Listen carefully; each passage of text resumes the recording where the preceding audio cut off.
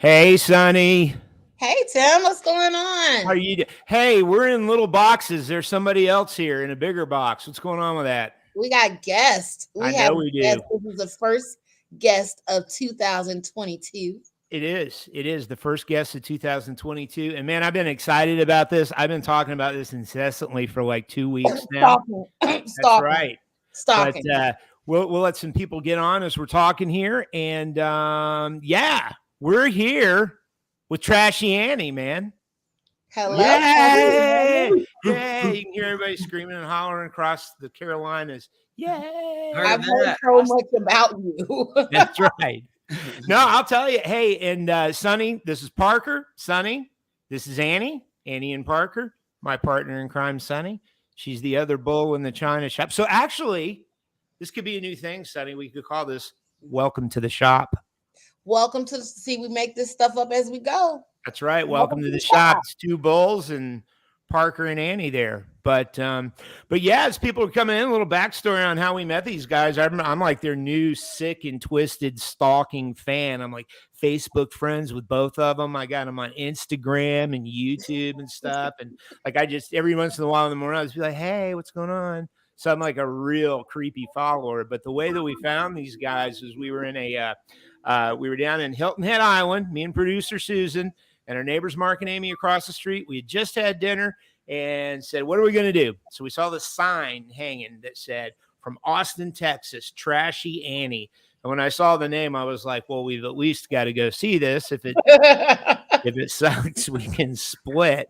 And we walked in there. They knocked us out of our chairs, and we were there way late till they played their last song. And then, of course, Parker had to listen to me talk to him for like 45 minutes after. Parker, I apologize. Yeah, I do too, honestly. Yeah. No, I'm just kidding. Give me some eye contact and act like you're interested in what I have to say and see what happens, right? Well, I have one question for Annie. I have one question for Annie. Yes. Are you okay? Oh, I'm good. Are you okay, Annie? I'm good. Oh yeah, I'm Annie, great. Are you okay? Yep. Are you okay? Are you yeah. okay, Annie? We had a Annie, couple. are you okay? Hey, Annie. Annie, are you okay? Yeah. Okay. I had the same reaction. Yeah. You're like, yeah, she's fine. I've been waiting to say that. You were sitting there like, yeah, I'm fine. And I love Parker it. was immediately like, I'm fine, obviously. Yeah, it's like I'm good. Does something look wrong? I've recovered from that really long conversation with him. Yes, I'm good. That is awesome. Okay, so Austin, Texas. What's it like 2 years ago? Is that when all this stuff started? Yeah, you wanna know a little bit about the backstory? I do. All right. So this band has been together. This is two parts of the band. The acoustic version. We left the rhythm section at home because they're hooligans. But we got the band together. I put this thing together 10 months ago or so, band wise. But I just got back into music after a really long hiatus. And you can tell me if you want to hear that whole backstory. Yes. But, you do? Okay. All of it. Yes, ma'am. If you don't mind. We've been playing together for about 10 months. But the backstory and how all of this kind of came to be is I was a trumpet player. So I grew up really, really poor. I grew up in a single parent household, food stamps, welfare, the whole deal. And so I knew really early on that there wasn't going to be money for college. And so I decided I was going to teach myself an instrument to put myself through school. So this was kind of my, fifth grade brain thinking about how I was going to deal with the world. So I wanted to play the drums really, really bad. And so I chose that, that back then they had the school instruments and you could kind of pick whatever the school had and, choose your instrument. So I chose drums and I was expecting, I'm going to get this drum kit, right? Like give me the kick drum and cymbals all over the place. And they hand me this little plastic drum pad and there, here you go. I'm like, what the hell is this? Yeah. And so for the whole first year I spent playing, click, click, click, click, click, click on the drum. Paradiddle, yeah. Right? Right. Because what you don't want to do is give a fifth grader a drum kit. Like no parent in the history of the world wants that to happen. So anyway, I a year into the thing, I was like, screw this. I want something that makes more noise. And so I thought maybe I can switch over to trombone. So the school had this old trombone and I started playing trombone for a little while. I was like, it turns out later in life, I find out I get these really short little alligator arms. So I couldn't play the trombone because I couldn't reach any of the further positions, so I'm trying to. So anyway, so I was like, what else you got?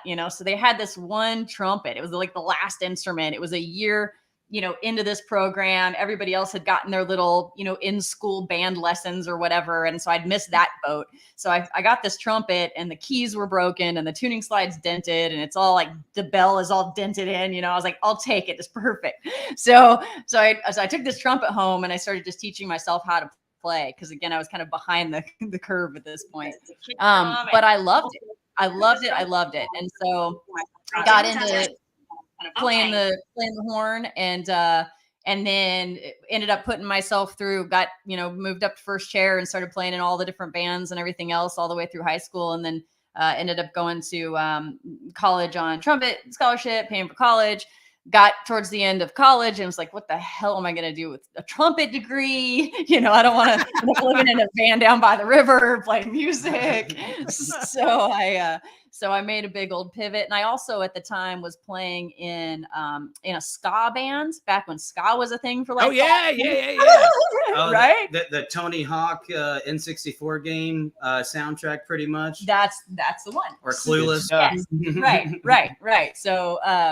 So anyway, so I was in a ska band and I was dating this guy at the time that was really jealous and kind of controlling and abusive and the whole thing. He didn't like that I was going out and playing music until 2 a.m. with the ska band. So I was in this really sort of impressionable, rough time in my life. And as a young adult, kind of figuring my way out in the world. So I got out of music for a lot of reasons. And that was a big part of it. And so I ended up going off into the world and starting a company and doing a whole nother sidebar thing. And then just got back into it a couple of years ago. And again, was like, I've always wanted to be a drummer. So I bought a drum kit, a real drum kit, and then I bought 5 more drum kits. I was like, I'm like, every drum, so I've got drums everywhere. So I started playing drums, and then it was this really slippery slope back into music. And I decided that I really, really wanted to learn how to write a song and go and sing a song in public because I had never sung in front of anybody ever. I'd been told, you can't sing. I'd never done karaoke. Like I just had this thing about singing. It just sounded like the most terrifying thing you could ever imagine. So I'm a big like conquer my fears kind of chick. And so I decided I was going to, at 42 or 43 or whatever I was like, I'm going to conquer this thing.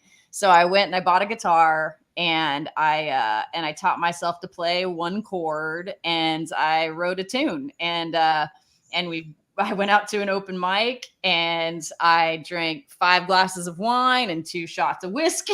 And I got up there and I sang my little song, and like the guitar, I remember it so well because my hands are shaking and I've got a music stand, with my lyrics on it. And the guitar's like sliding down my lap the whole time because I don't even know I had no idea what I'm doing. I never saw a mic before, the whole thing was horrifying. But I got done and people clapped. And I was like, oh, they didn't no tomatoes hit me in the head. It wasn't like what I had imagined in my head. Like a Shakespearean play where they throw the... Yeah.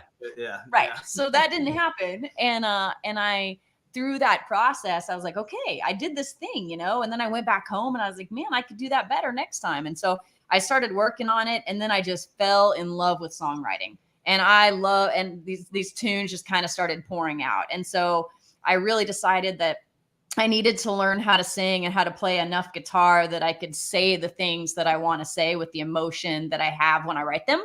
And so that became sort of the reason for getting into music and, learning to sing in front of people and just kind of, I'm a huge work in progress. I got a lot to learn, but that was just that was a couple, like 2.5 years ago, I think. And then that was all COVID time. So then I started looking for a band, and it's really hard to find people during a world pandemic where everybody's like, we're all going to perfect time to begin your career as a live performer. On lockdown. What I did with my COVID vacation, I started rocking by Annie Davis. So anyway, that's kind of the short version of what brings us to where we are today. ended up finding this guy, and that was a whole story in itself, and super lucky to have him on board, and then putting some of the other pieces together. And we're still kind of working out our rhythm section. We've got a great drummer that we love, and then we're still working on finding a bass player, but yeah, it's coming together. Fantastic. Well, can we hear one of those songs? Let's get this started. We'll play you the one chord song, actually. Perfect. So this tune is all one chord. It's like I say, it's the first one I wrote 2 years ago, because this is all I could play at the time. And it's a pretty cool tune. It's actually now out on Spotify, and that's a whole cool little story. Cool little video to go with it. I saw the video. Oh, yeah, we'll talk about it. We can talk about the video. I'm sure it's some fun. All right, so this tune's called Running. All right.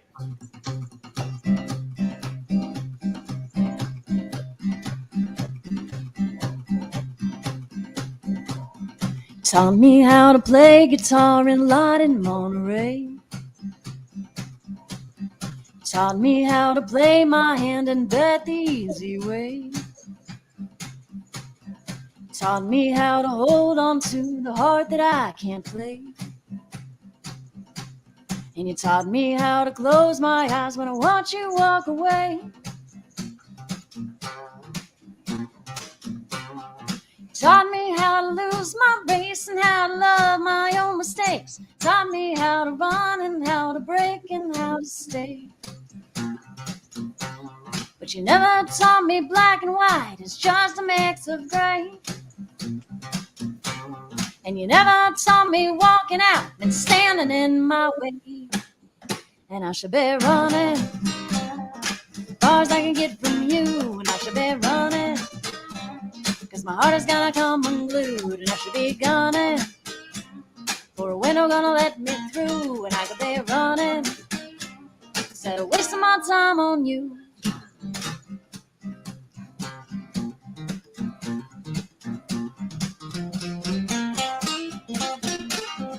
Taught me how to roll the dice and how to cross the line.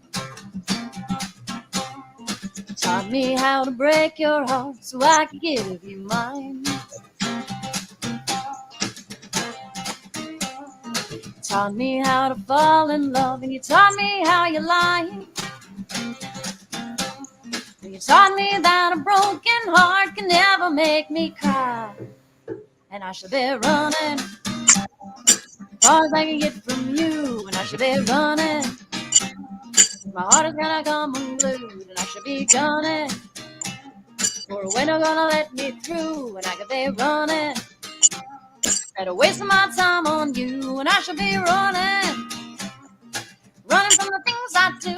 And I should be running down the lines we drew. And I should be gunning for a door gonna let me through. And I could be running, but I can't keep waiting on you. And I should be running as far as I can get from you. And I should be running, 'cause my heart is gonna come unglued. And I should be gunning for a door gonna let me through. And I could be running instead of wasting my time on you. And I should be running from the things I do.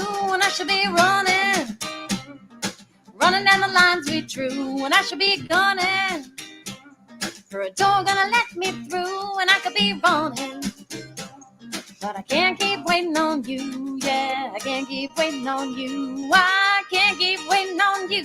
Yeah, I can't keep waiting on you. Yes, man, that was badass. That was awesome. I love that. That was awesome.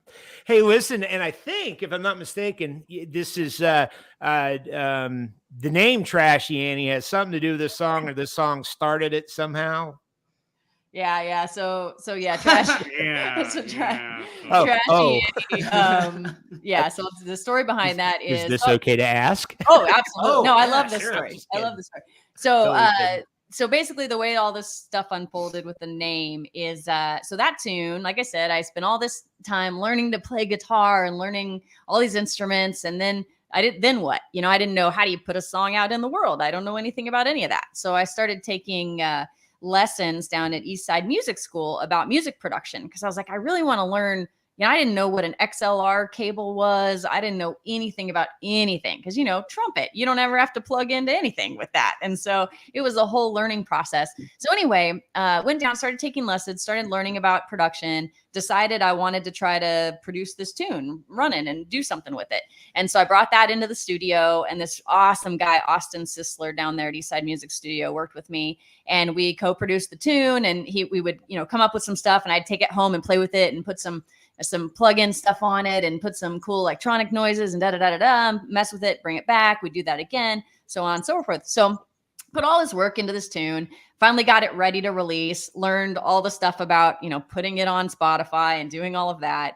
So that was cool. And then tune came out and I was like, all right, I'm super excited. I want to make a music video to go with it. And so I started learning about that because I'm the least techie person in the history of the world. So I was like, all right, I'll see what I can do. But it's again, all COVID world. And so I can't hire anybody. Nobody wants to do anything to help me with this.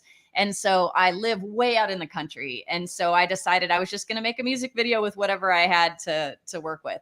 So I bought a bunch of stuff at Goodwill and pulled all the most ridiculous clothes out of my closet I could find. I'm a big glitter fan, as you can probably tell. So anyway, found everything sparkly I could. And I made a music video. I filmed it all myself with my iPhone. And I think I was telling you guys at the show, you know, you can see my iPhone shadow in the video, and it's like very obviously super homemade, right? But you can also tell that, you know, some work went into it. Heck yeah.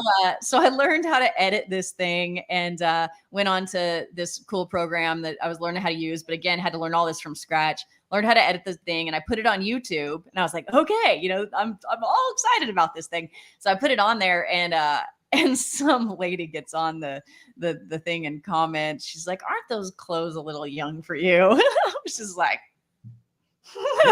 you know.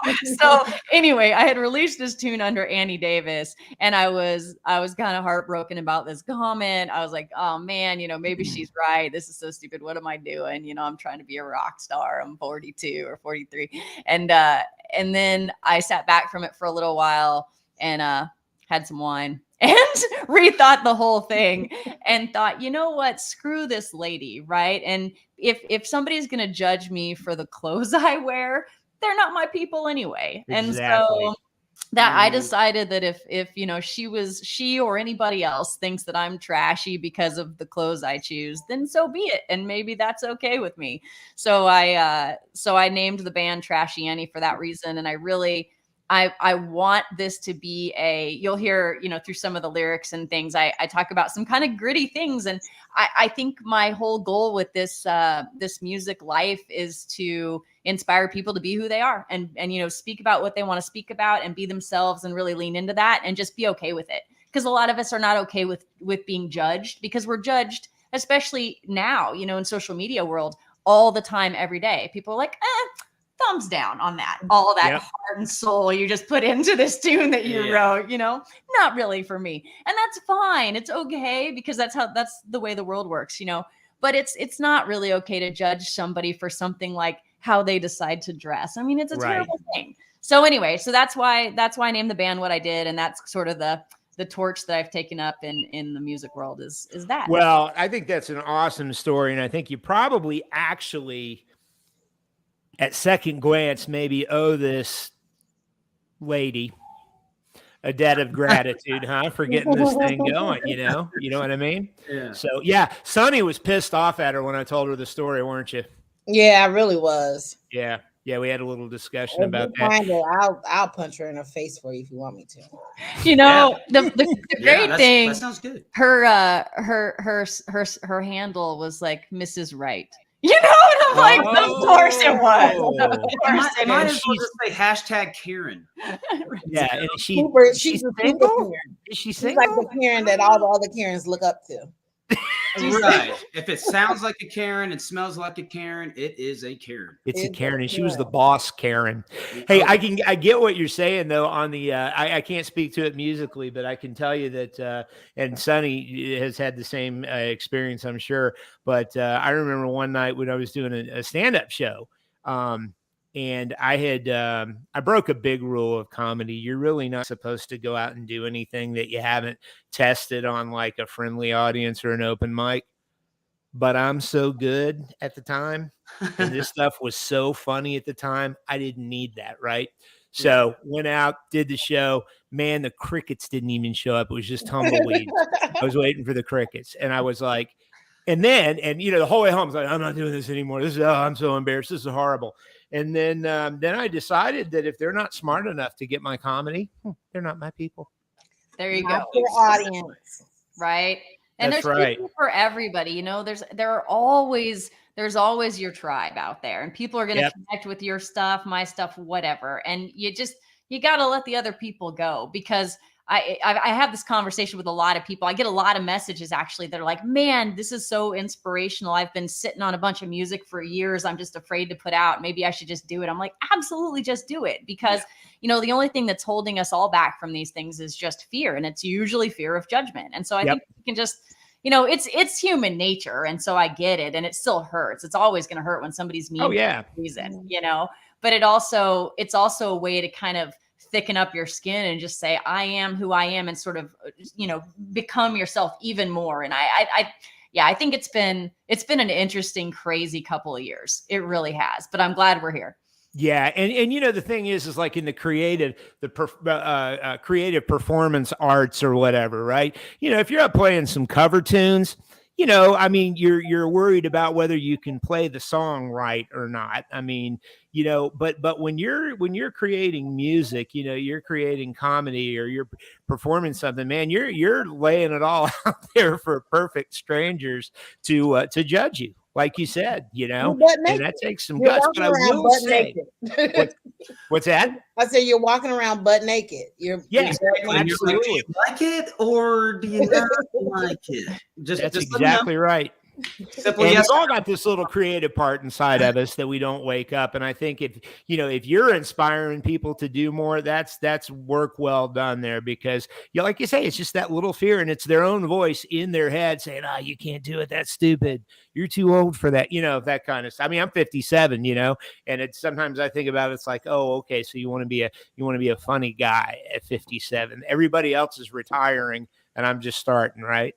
That's awesome. I love it. That is awesome. And I'm such a big proponent of this whole age is just a number thing, because, my sister teaches in the public school system, and she did this fun experiment with her students who were all, elementary school. And she said, how old do you think I am? And she was probably 35 at the time. And the range of what the kids thought was, 17 to like 83. Like they had no idea. To a 6-year-old, a 25-year-old is really old, and to a 99-year-old, a 45-year-old is really young. So we're on this continuum, and we just need to stop being hung up on it. It's just such a ridiculous thing to even care at all about. 100%. It's hard not to, of course, but because people judge you on the looks and everything else. But I think at the end of the day, if that's the thing I can kind of not worry about in my own life, I'll feel like I've done right by myself. Is just that's cool. That's why I started taking some real risks with my hairdo. Yeah, and it's working out so far. I feel like you need a mohawk, though. I think if you go mohawk with like the color dye on the top, like the full-on mohawk, or that one where it goes like this. I don't know if you could grow it that high, but you could kind of, I think you can. Annie, I'm the mohawk in the group. I have purple mohawk.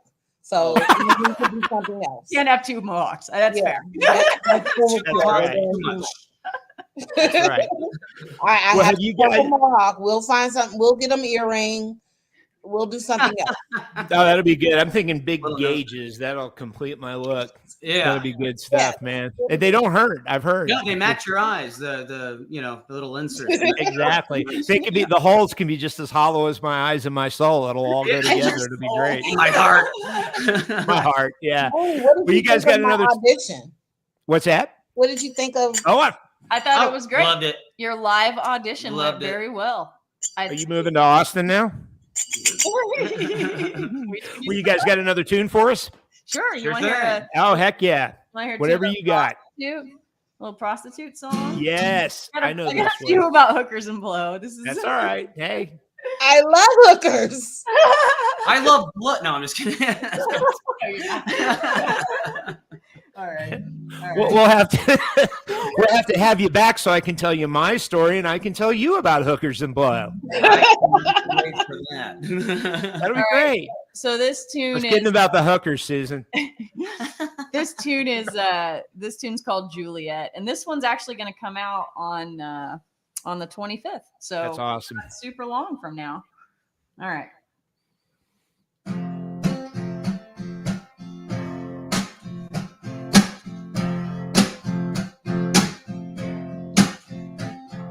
They got me down in Mexico with an ounce of weed and a pound of blow. They kept my hand and broke my toe. Sent me running on back through the barrio. They got me down in Balmaray with a see-through dress and a bill to pay. They slapped my wrist and sent me home. Said a high heel shoe ain't made to roam. But hey, babe, I like it like that. I can walk a mile in a shoe like that. Hey, babe, I'll take your bet. If you be my John, I could be your Juliet. Juliet, Juliet, I ain't playing hard to get. Hold me down and make me sweat, and I'll be your Juliet. Juliet, Juliet, I ain't playing hard to get. Just pay my widow and pay my debt, and I'll be your Juliet. They got me down in Baton Rouge with fake ID and a man to lose. They stole my weed and sold my blow. So I'm headed on back down to Mexico. But hey, babe, I like it like that. I can walk a mile in a shoe like that. Hey, babe, I'll take your bet. If you be my John, I could be your Juliet. Juliet, Juliet, I ain't playing hard to get. Hold me down and make me sweat, and I'll be your Juliet. Juliet, Juliet, I ain't playing hard to get. Just pay my window and pay my debt, and I'll be your Juliet.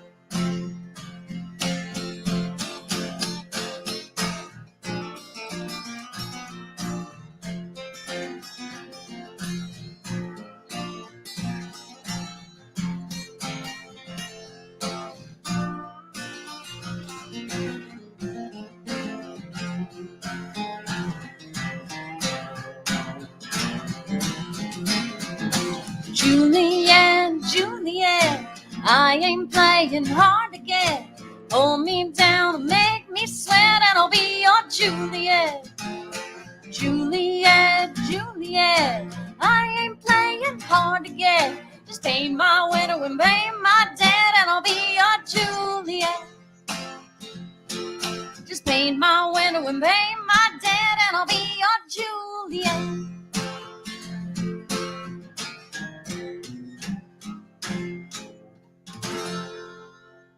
Nice.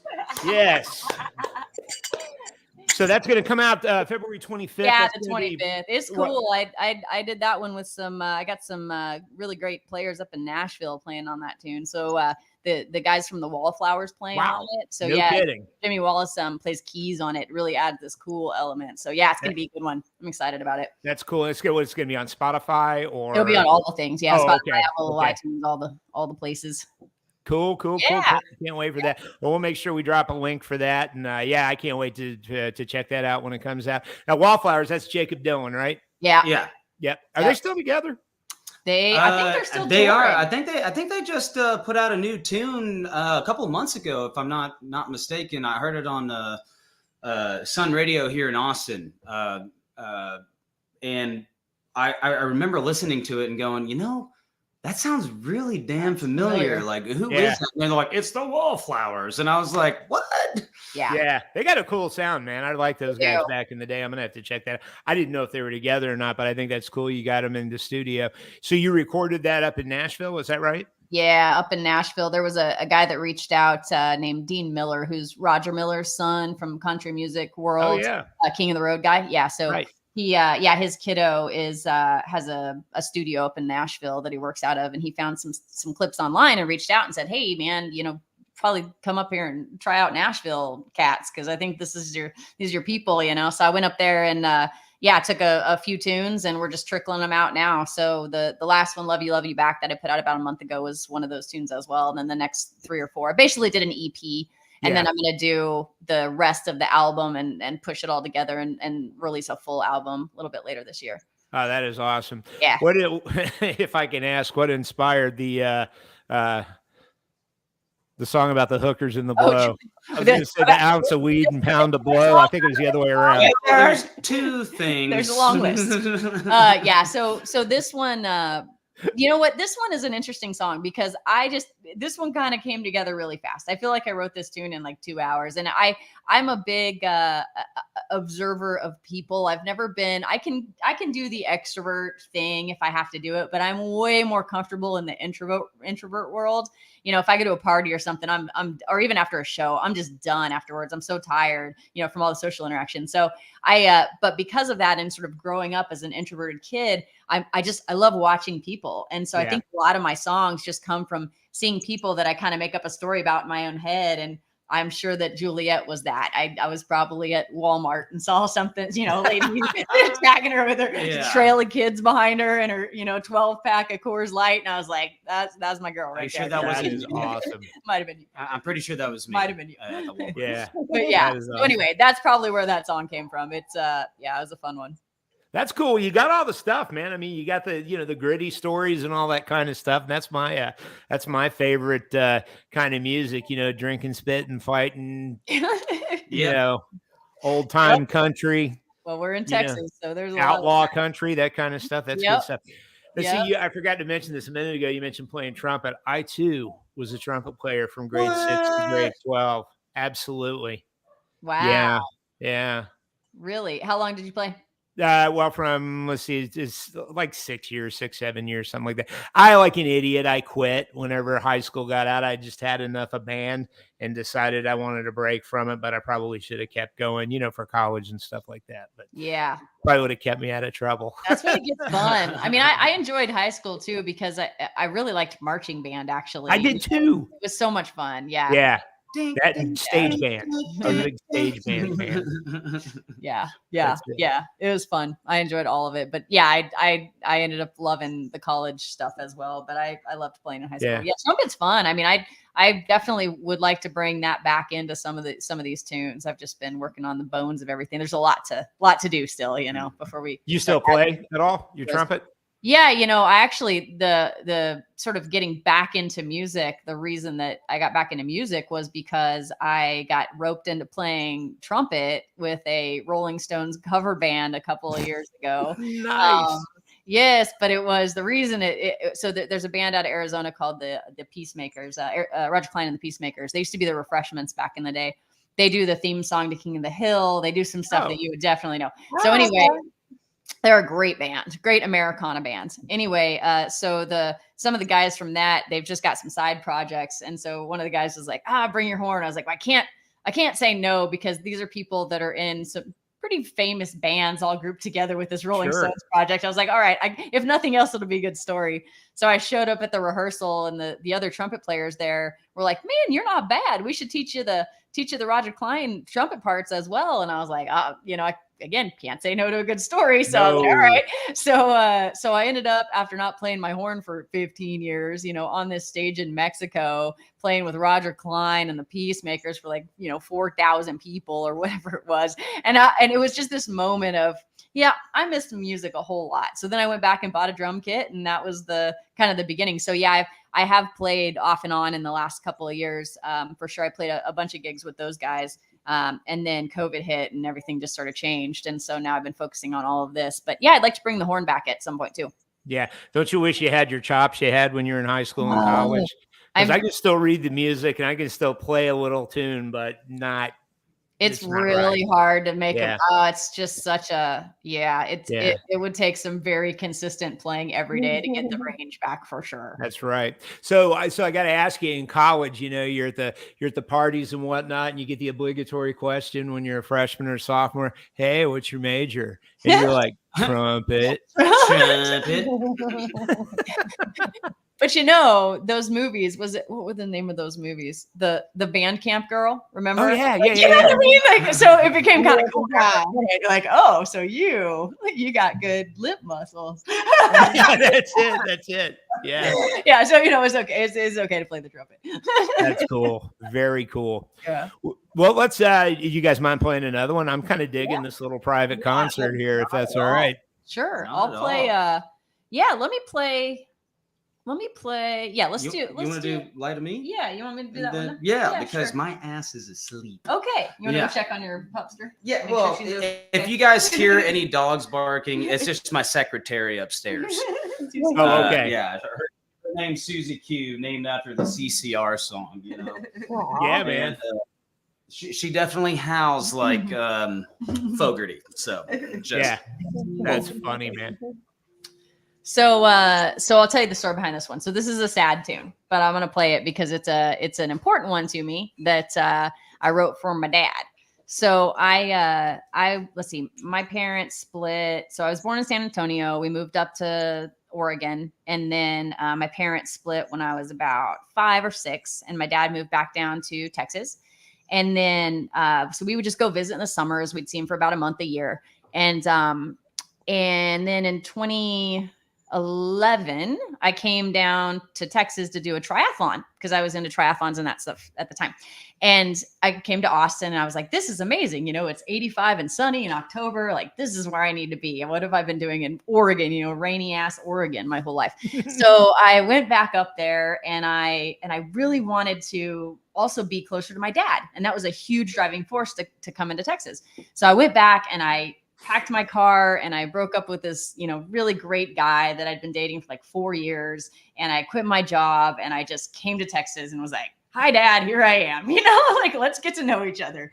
And so he was amazing. And I stayed with him and my stepmom so I got there on Christmas Day of 2011. And then in January of 2012, he was diagnosed with esophageal cancer. Oh, man. And so it was a really, really hard year. So I went, to chemo with him and because again, I had come down without a plan of any kind. So I stayed with him for about 6 months while I was trying to figure out my work situation and how to move to Austin and everything else.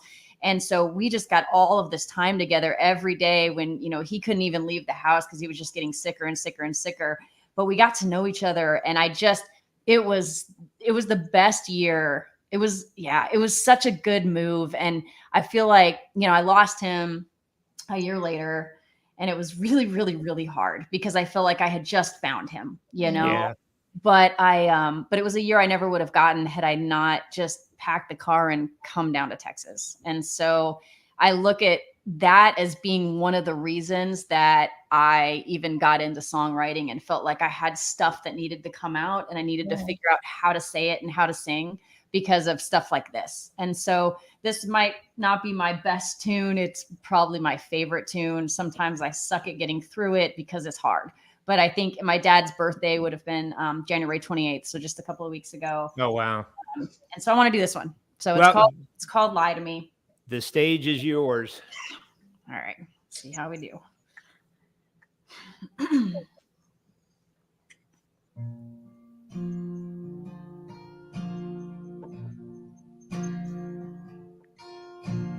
Sitting on the porch in my party dress, 'cause you always tied my bow. Mama says I need to come inside, but we always like to watch the snow.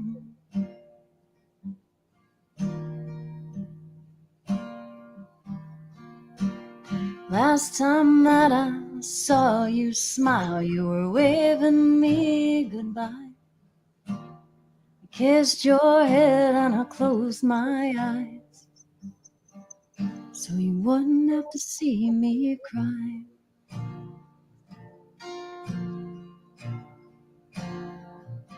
So maybe you could lie to me. Tell me goodbye means you're gonna see me round. Maybe you could cry for me, 'cause a single teardrop's gonna be enough to watch me drown.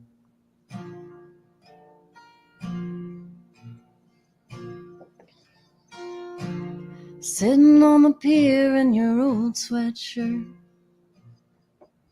with a cigarette burn on the sleeve, wondering if you love me the way I am, wondering if you're proud of me.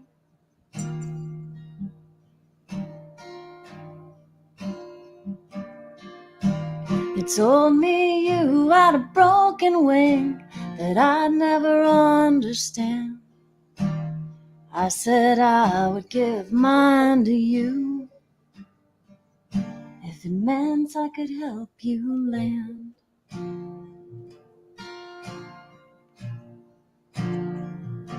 So maybe you could lie to me.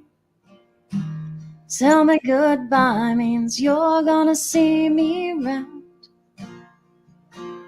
Maybe you could cry for me, 'cause a single teardrop's gonna be enough to watch me drown.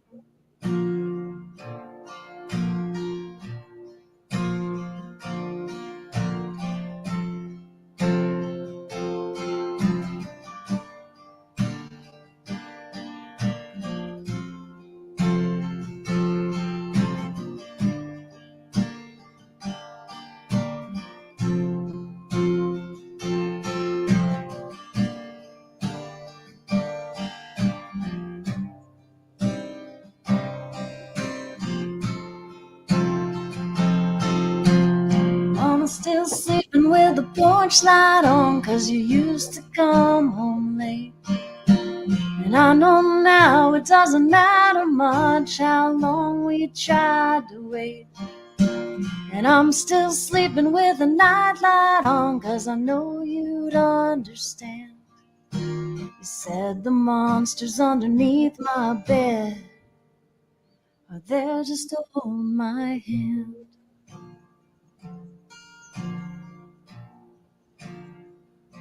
So maybe you could lie to me. Tell me goodbye means you're gonna see me round. Maybe you could cry for me. Say you'll always be there to make my merry world go round. Maybe you could lie to me. Say you'll be waiting when I know I'm here on my own. Maybe you could lie to me. 'Cause heaven's not far, but it's too far for you to come home. Heaven's not far, but it's too far for you to come home.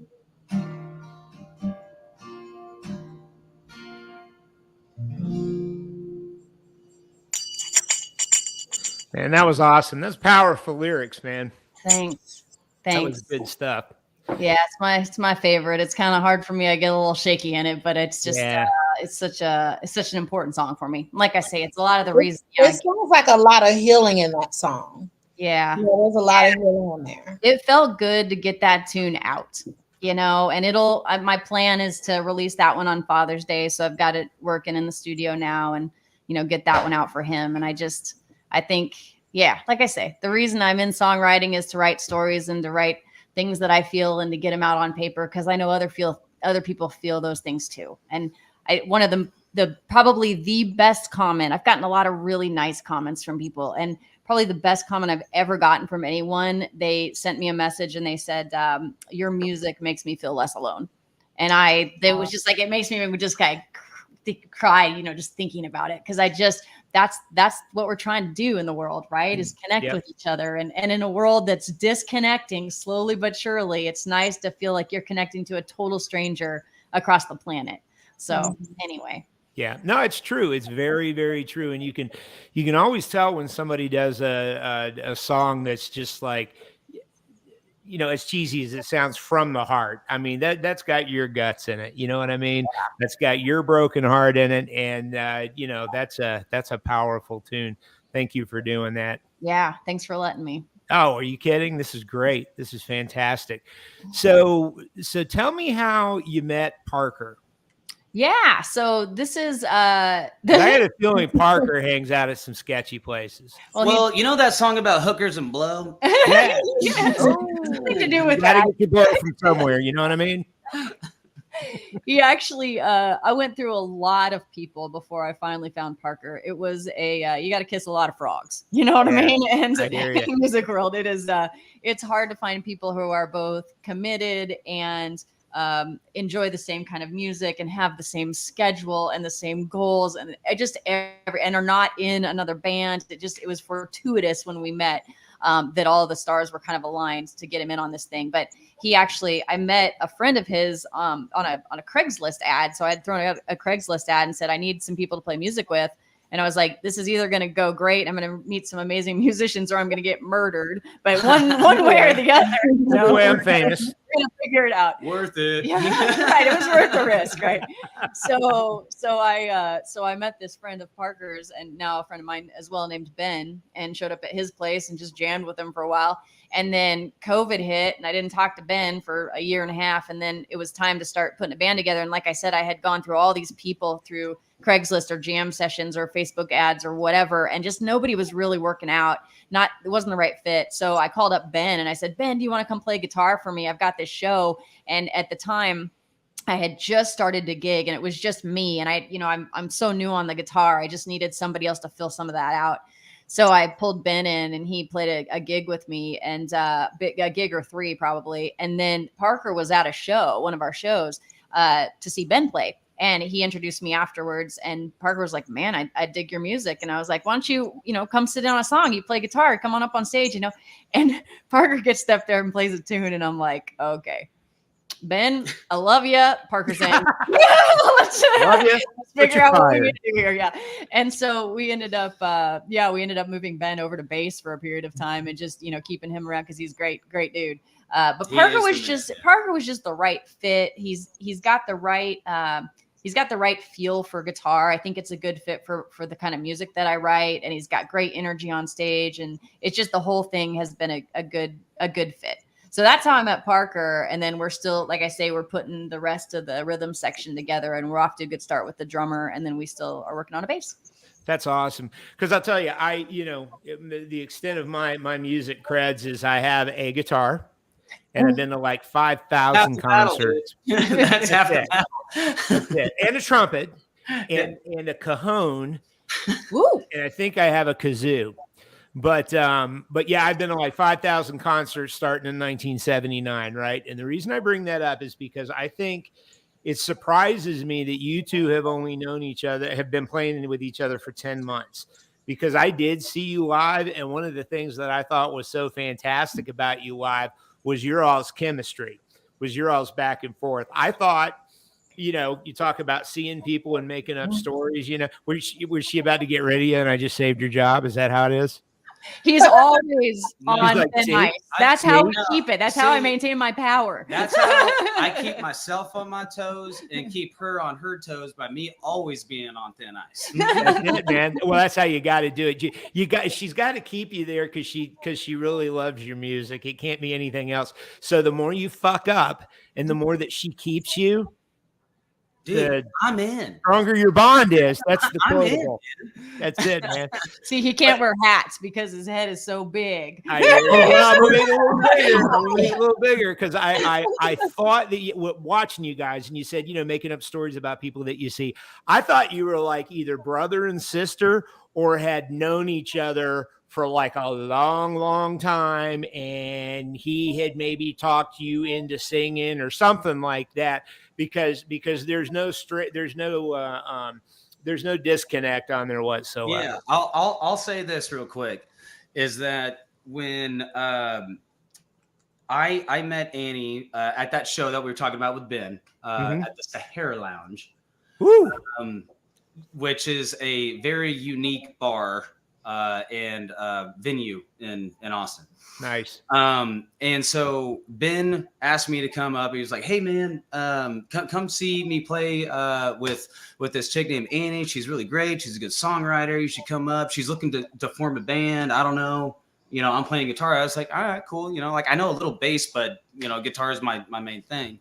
So we get there, and like Annie said, Ben asked me to come up and play a song in between the sets that they were having, and you came up to me and you're like, "Here's my card. You call me, and let's do it." And I said, "All right, cool." And that was the first time I had played live music in probably a year and a half. Get the hell out of here. Really? Yeah, because, you know, I was married previously. I'm not anymore, but we were in a band together for a long time, and it was okay. But, you know, towards the end of it, it just didn't work out, unfortunately. Yeah. And we used to play all over, so I kind of got stale, you know? Yeah. In that regard, but and then COVID hit. and So then it's all COVID kinda hit, right there. you know, and then I get officially divorced, which was thank you, Jesus. Yeah. Yes. Won't he do it? Do it. I just said, won't he do it? I know it was a long. It was okay, you know, like it takes two to tango. Anyway, Annie. The whole point of this story is that Annie saved me from never picking up the guitar again. That is a great story. Fantastic. She really did, because, you know, I have all these guitars, right? And I love playing music. It's like my passion, but I lost it during a you know, turbulent time. And so when you came along and Ben came along, that was the first time I had played live music on stage in between y'all sets for a year and a half. So and that ignited a fire under my very hairy ass. And I was so pumped. And since then, it's just been, you know, on the up and up. So I thank you for that. Well, man, I'll tell you what, I can't wait to see you guys, you know, on the, again, but I mean, on the place that we saw you was a, you know, relatively small venue, but man, you guys were playing it like, you know, like there was 10,000 people there. I mean, you've got, and like I said, I mean, I've seen a bunch of concerts, and that's kind of, you know, the music head. I would go get the vinyl, open it up, put the turntable on, put the headphones on, and read every liner note on the album, right? You know, that kind of stuff. But man, you've got stage presence. You've got a sound that's very, I mean, it's not oddly unique, but it's uniquely yours. And I mean, you're obviously very comfortable on stage and with the guitar, and that's some badass stuff, man. Thank you guys. I'm gonna stop before I make everyone in the room uncomfortable. I'm comfortable. You can keep going. Tell us how great we are. We're never. Well, okay, I will, because see, I've been working on this in my head. How I was going to say this, and I was going to say it. It's going to sound really creepy. Watch their smiles leave their faces, honey. Watch this. So I've had a couple of guitar crushes in my life. See, there they went. Yeah. Yeah. There was a dude named Ronnie Garvin who was in a band called Stranger. That was a regional rock band in the 80s down in Florida where I grew up. He was one of the first guys that I saw up close and personal, so I could see where the fingers were going. And I was like, and I copied stuff he did, you know. Another one, Billy Duffy from The Cult, just because I think he's badass and he's got his own sound and all that. And you know, Keith, of course. And then, you know, kind of we're just at the dating stage here, man. But it's kind of a little guitar crush. What? Yeah, man. Yeah. Because like I said, you got to have chemistry, you got to have stage presence, you got to have your own style and your own sound, and you check all four of those boxes. Well, thank you very much. I mean, plus, because of you, I got to go buy a fucking $249 guitar pedal now. We're talking. Which means my guitar pedal board isn't big enough, so I'll have to get a bigger board. I want to see if I can make Susan comment here. See, every time she sends me up to the 7-Eleven for her smokes, half the time she forgets and I keep the change. So I figure at this rate, I ought to have that pork one in about 8 months. Oh my goodness gracious. I'm totally kidding. She doesn't smoke. She's the cleanest living person ever. Uh-oh. well, that pork loin does smoke. I'll tell you that much. Yeah. Oh, I'm getting one, man. I'm getting one. But no, I mean that in all sincerity, man. And, you know, as you tell your story, you know, it seems like it's so funny when all these coincidences happen that are too coincidental to be coincidence. Do you know what I mean by that? Yeah. I mean, it's like, you know, one little lucky thing. Okay. Two little lucky things. You can't make this shit up. No, you can't. And it's like we're on this big bulletin board with the little pins in it and the red string going all over the place, you know, like a detective board. Exactly. And that red string's got to go, you know, to get from here to here, it's got to go all over the place, man. If it makes one wrong turn, you never get over here. So I just put this post up on Instagram a few days ago about this concept of just, you know, luck. And people will be like, man, that's so lucky that you guys, you know, ran to each other. It's lucky that you got like really luck is just putting yourself out there in as many places as possible because, you know, luck tends to turn into opportunity. That doesn't ever happen if you're just sitting in your living room. 100%. Nobody's going to come knock on your door, man. Right. Yeah. Right. So I feel like, I went through 50 different guitar players before I found him only because I was willing to, you know, keep going at it and try. I mean, I was so frustrated. I was, you know, about ready to give up trying to find a band and just go solo because I was just exhausted by the process. But I was like, nope, back at it. Just keep going. And sure enough, then it happened. So it is lucky. Awesome. and it's lucky by, you know, throwing the net really, really wide. So it's always telling people keep getting out there, keep doing it, because as long as you keep trying, you'll find the right people to play with. You'll find the right venues. Well, and here's another thing about her that I don't think you guys know. She does effing everything. Okay. I mean, she writes all the songs. It's unbelievable. I'll put my certain guitar parts to it or whatnot, or what you think or whatever. Yeah. And we kind of collaborate that way, which is why we work so well together, because I don't have to work as hard. No, yeah. Just but you also have spearheaded between you and a couple of our other friends. It's been absolutely wonderful to have somebody that books the shows, that writes the music, that puts the set list together, that does this, does that. I'm like, hey, would you like some help? Would you like this? No, I'm good. Can you grab the amp though? You know, and that's something that I think should be acknowledged, because, you know, being music, I mean, we have regular jobs. I wish I didn't, but I have to pay the bills, you know, she has to pay the bills. And I'm not saying that I don't like my job. I'm just saying that this right here is a passion. And this is something that if you continue to do what you're doing with the tenacity that Annie has and the passion that's there, if it's there, take it and run with it, because it's never too late. That is fantastic. Sonny, he's preaching to the choir, is he not? Right. That's exactly our story.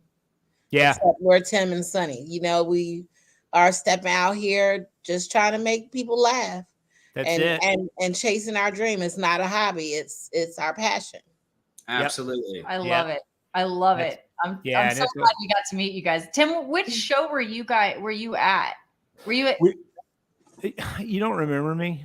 Well, I definitely do. I remember I'm kidding.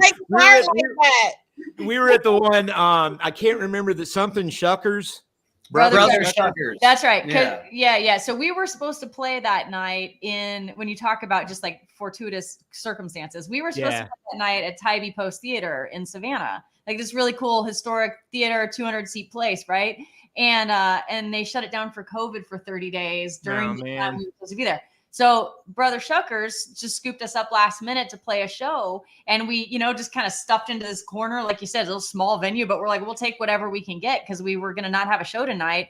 And it ended up being so much fun. And we met all of you guys. Yep. And through, you know, you have now gotten to meet Sonny, and the whole web continues of just cool people who are, you know, passionately chasing things. And I love people like you guys. So I feel so glad that we got to meet you all. Well, we love people like you guys too, because it's just, you know, sometimes this stuff can get not stale, but you just go into your routine and you're like, okay, here we're going again, and then we get into one of these conversations with you guys where it just kind of, fans the flame a little bit more, Yeah, I do. Do you guys have a couple more minutes or you got to go? Yeah. Yep. Yeah. We got all the time in the world, baby. Ooh, all right. Sonny, you good? I'm good. I would like you to play a song where I can play my. We'll play one more song for you guys if you would like to hear one more. I would love you to play as many more songs as you want to. We'll play one more for you. So this one's a tune about a cult. Called Sweet Home Alabama. No, I'm just kidding. Oh, okay, cool. Yeah, it's familiar. Yeah. Yeah. This one is it's called Something in the Water. And we are from when I first moved here, I was talking to all these Texans with all these accents, and this guy was telling me about how he was watching this great show called Well Wars. And I was like, Well Wars? It's like, who does a whole show about wells? Like this must be very much Texas, oil wells, like the whole thing. Like this sounds terrible. 6 months later, I was like, oh my God, he was saying whale wars, like spout, like the animal. I was like, whale wars. So anyway, it's a big whale. Yeah, so whale wars. So anyway, when I was talking about this song, and I said it's about a cult, and people were like, "Oh, a cult, like a horse," and like, no, not like a horse, like like a gun. No, not like a gun, like the sister wives kind. So now I have to explain that it's a cult, like CULT, not COLT. There you go.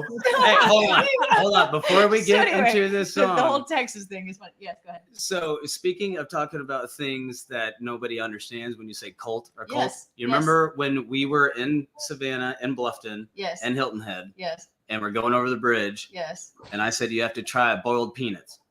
Yeah, what is he saying right there? I heard boiled penis.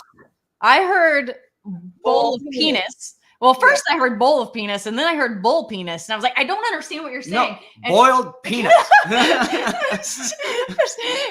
but say it again. Boiled peanuts. Yes. Yeah. Boiled. He's getting better. He's getting better. Not He's been training boiled for a month penis. on this. Yeah. Enunciating the T, because it definitely. I was like, you gotta try it. It's a Southern tradition. Boiled You gotta penis. get the boiled Boiled penis. penis. And she's like, I feel like No, bowl I penis. she's like, that doesn't. I'm good.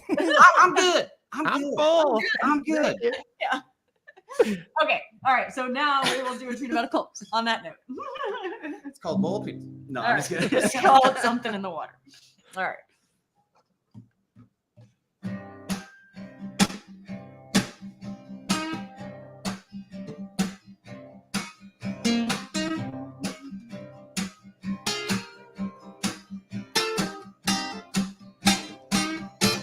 The keys are on the table. There's something in the wall. There's a whore in the stable and a body in the dance hall. There's blood in the potatoes and there's something in the well. There's a wolf in the bed and a crack in the church bell.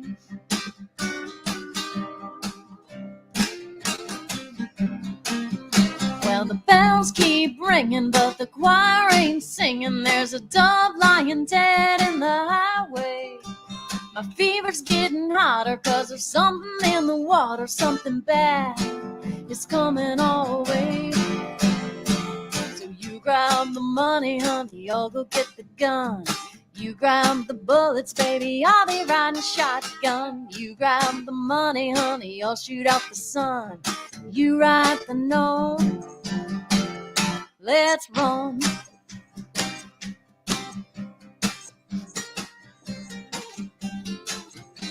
The scratches on the stable and something in the stall.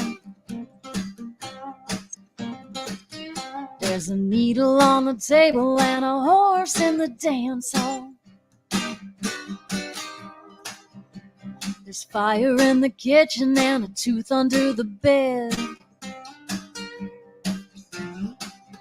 There's a bone in the broth and a kitten in the snake shed.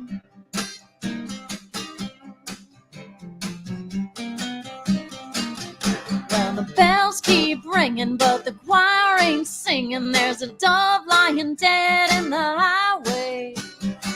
fever's getting hotter, 'cause there's something in the water, something bad is coming our way. So you grab the money, honey, I'll go get the gun. You grab the bullets, baby, I'll be riding shotgun. You grab the money, honey, I'll shoot out the sun. You write the note, let's run.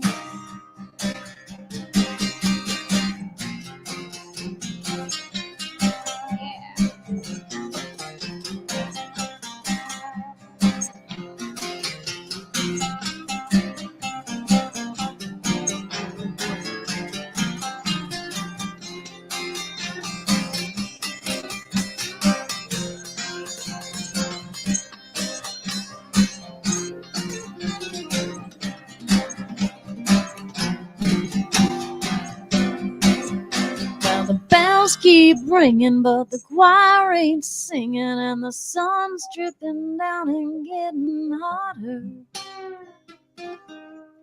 There's a wolf in the bed with a needle in his head. Something bad's in the water. So you grab the money, honey, I'll go get the gun. You grab the bullets, baby, I'll be riding shotgun. You grab the money, honey, I'll shoot out the sun. You write the note, let's run. Baby, you write the note. You write the note and let's run.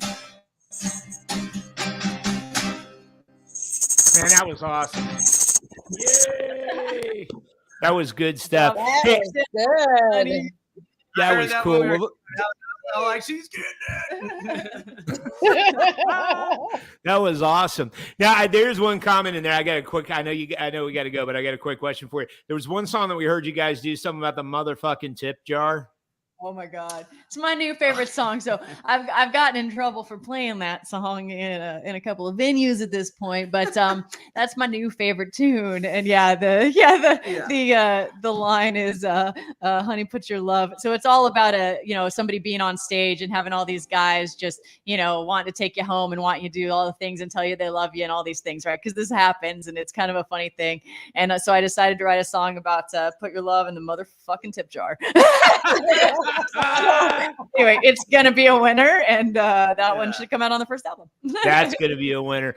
Well, listen, you guys, this went by way too fast. I can't thank you enough for coming on and spending some time with us. I know you guys are busy, and this is pretty cool. It's been fun learning about you guys and learning about the inspiration for the songs and stuff like that.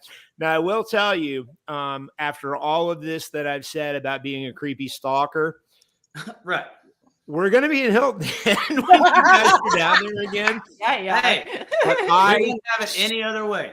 I swear on everything that's holy, we had that planned before we even met you guys. So again, there's a little coincidence going there. Don't put the restraining order on me and Susan. Just Tim.